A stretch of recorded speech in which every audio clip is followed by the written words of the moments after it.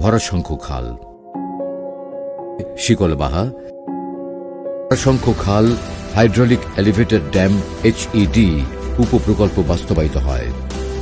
প্রথম এই hydraulic elevated ড্যামটির structure নির্মিত হয় চীনা প্রতিষ্ঠান বেজিং IWHR কর্পোরেশন। দীর্ঘ এবং 4 মিটার উচ্চতার এই উন্নত প্রযুক্তির পানি নিয়ন্ত্রণ অবকাঠামোটি জোয়ারের লোনা পানি প্রতিরোধ এবং উজানের মিঠা পানি সংরক্ষণ করে।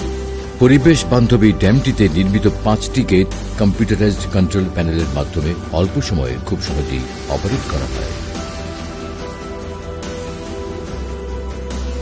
বাংলাদেশের কৃষিকে আধুনিকীকরণ করে হাঁস মুরগি সবকিছু একটা পুষ্টি জাতীয় খাবারের কথা আমরা করে বাংলাদেশে যে শুধু গার্মেন্টস এর আয়ের উপরে নির্ভর।